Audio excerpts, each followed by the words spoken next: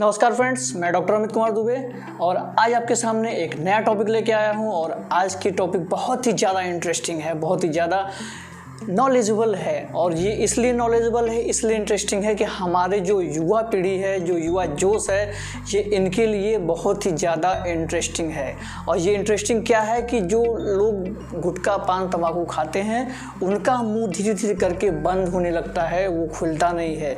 तो मुंह के कम खुलने का कारण क्या होता है, उसका इलाज क्या है और मुंह कम क्यों खुलता है, इसके पीछे का जो मेन कारण है, आज के वीडियो में हम उसी के बारे में बात करेंगे। और ऐसा नहीं है कि इसका इलाज नहीं है। बहुत लोग कहते हैं कि इसका इलाज नहीं है, मुंह नहीं खुल सकता है, लेकिन ऐसा कुछ नहीं होता है। इसका इलाज 101% है। और आप किसी एक चीज़ को लेकर, किसी एक दवा को लेकर इसको लगातार करते रहिए और देखिए टाइम टेकिंग होता है। अगर आप पान तंबाकू गुटखा पिछले 8-10 सालों से खा रहे हैं तो आप कैसे ये मान सकते हैं कि जो पान तंबाकू गुटखा 8-10 सालों से खाते हुए हमारा मुंह बंद होने लगा, लेकिन ये जो खुलने का कंडीशन है ये तुरंत हो जाए, झटके में हो जाए, 7 दिन में हो जाए। तो ऐसी चीज़ों पे बिल्कुल विश्वास मत कीजिए, क्योंकि जो चीज़ 8-10 सालों से धीरे धीरे करके आपके मुंह के अंदर प्रॉब्लम क्रिएट कर रही है वो 7 दिन में, 1 महीने में, 2 महीने में ठीक नहीं हो सकती है। उसको ठीक होने के लिए आपको कंटिन्यू इलाज करना पड़ेगा, लगभग 8 से 10 महीने।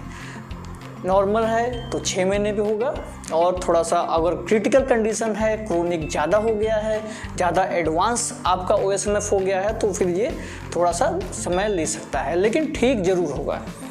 और अगर दवा से नहीं ठीक होता है तो सर्जरी से ठीक होगा, लेकिन ठीक हम करेंगे।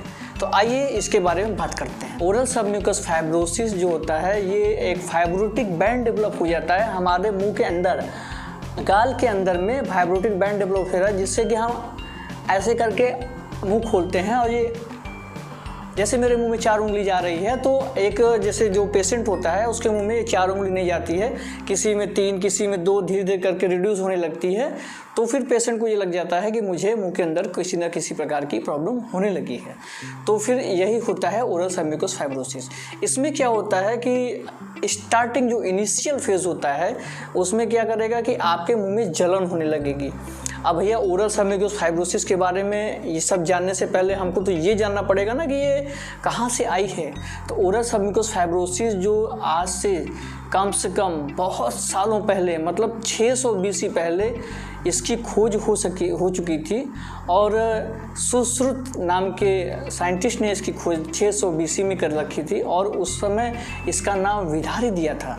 लेकिन 1952 में स्वार्ट्ज नाम के वैज्ञानिक ने इसका फिर से इसके ऊपर रिसर्च किया, खोज किया, और उन्होंने इसका नाम ओरल सबम्यूकस फाइब्रोसिस दिया। ओरल सबम्यूकस फाइब्रोसिस इसकी खोज की, उसका नाम दिया, और तब से ये एक नॉर्मल डिजीज़ के रूप में प्रचलित है। इसमें क्या होता है कि जो हमारे मुंह के अंदर नॉर्मल सबसे पहले स्टार्ट में क्या होता है कि मिर्च मसाला लगने लगता है, जलन होने लगती है, मतलब कि बर्निंग सेंसेशन मुंह के अंदर होने लगता है। और फिर धीरे धीरे करके आपकी माउथ ओपनिंग रिड्यूस होने लगती है, मुंह खुलना धीरे धीरे करके बंद होने लगता है। तो आइए जानते हैं कि इनके कारण क्या होते हैं। तो जो माउथ ओपनिंग होती है, धीरे धीरे करके माउथ ओपनिंग बंद होने लगती है, इनका कारण होता है नंबर 1 पे आपको बहुत ही ज़्यादा आश्चर्य होगा कि मिर्च खाने से भी ओरल सबम्यूकस फाइब्रोसिस हो सकता है। तो मिर्च खाने वाले सावधान हो जाइए, क्योंकि बहुत ज़्यादा मात्रा में मिर्च मसाला का सेवन कर रहे हैं तो आपको ओरल सबम्यूकस फाइब्रोसिस हो सकता है। मुंह में छाले पड़ेंगे, फाइब्रोटिक बैंड डेवलप होने लगेगा, और उसके बाद फाइब्रोटिक बैंड डेवलप होते होते आपके मुंह में कंडीशन आपकी मुंह की ख़राब हो जाएगी, और ओरल हाइजीन मेंटेन नहीं कर पाएंगे, जिससे कि आपकी ओरल हाइजीन बहुत ही बैड, बहुत ही पुअर ओरल हाइजीन हो जाएगी। फिर उसके बाद का जो कंडीशन आती है, आप अगर सुपारी का सेवन करते हैं तो भी आपको ओरल सबम्यूकस फाइब्रोसिस हो सकता है। आप गुटखा का सेवन करते हैं तो भी ओरल सबम्यूकस फाइब्रोसिस हो सकता है। आप पान का सेवन करते हैं, जिसमें कत्थे वाला पान, चूने वाला पान का सेवन करते हैं, तो भी आपको ये इन्फेक्शन हो सकता है। उसके बाद विटामिन B का कॉम्प्लेक्स की कमी जिसके पेशेंट में होगी उसको भी ये हो सकता है। एनीमिया, जो आपका एनीमिया होता है, माइक्रोसाइटिक एनीमिया जिसको होता है, उसको, उस पेशेंट को भी ओरल सबम्यूकस फाइब्रोसिस हो सकता है। उसके बाद ये आनुवांशिक लक्षण होता है। और तो और जिस पेशेंट में मुंह के अंदर ओरल हाइजीन अच्छे से मेंटेन नहीं हो पा रहा है, दांत बड़े गंदे हैं, बहुत प्लाक जमा हुआ है, स्टेनिंग हुई है, उस पेशेंट को भी बक्कल म्यूकोसा में प्रॉब्लम हो सकती है। और ये प्रॉब्लम कहाँ पे होती है, मतलब आपके गालों में, मेन जो 90% का है गालों में होता है। उसके बाद आपके धीरे धीरे करके पूरे मुंह में ये फैलने लगता है। ये तो रहा इसका कारण। तो आइए जानते हैं कि जो ओरल सबम्यूकस फाइब्रोसिस होता है उसका ट्रीटमेंट क्या है।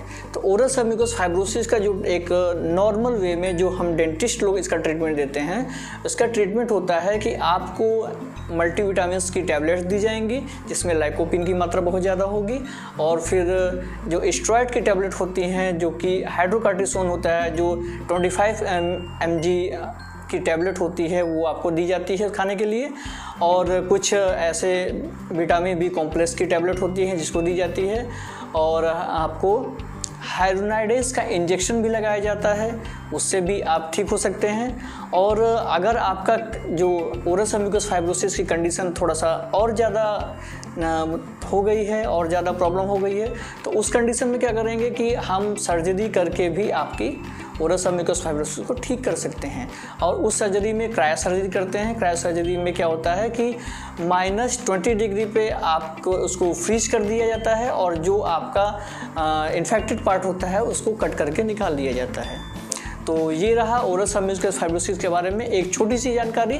आने वाले वीडियोस में ओरल सबम्यूकस फाइब्रोसिस के बारे में अलग अलग टाइप की औषधियाँ, अलग अलग टाइप की चीज़ें भी आपको मैं प्रोवाइड कराता रहूँगा और आपको बताता रहूँगा कि आप कैसे ठीक हो सकते हैं। हिम्मत नहीं हारिएगा, बिल्कुल 101% इसका इलाज होता है और आप 101% ओरल सबम्यूकस फाइब्रोसिस से ठीक होंगे, ये मेरा वादा है। मैं बहुत सारे पेशेंटों को ओरल सबम्यूकस फाइब्रोसिस ठीक किया है। और आप अगर हमसे कांटेक्ट करना चाहते हैं तो हमारे इस पे कमेंट कीजिए और इस चैनल को सब्सक्राइब कीजिए, और जिनको फ़ायदा होता है और जिनको ये प्रॉब्लम है, आपसे ये गुजारिश है कि उनकी हेल्प करने के लिए इस वीडियो को उन तक पहुंचाइए, जिससे कि वो देखें और उनकी भी हेल्प हो। नमस्कार, जय हिंद, जय भारत।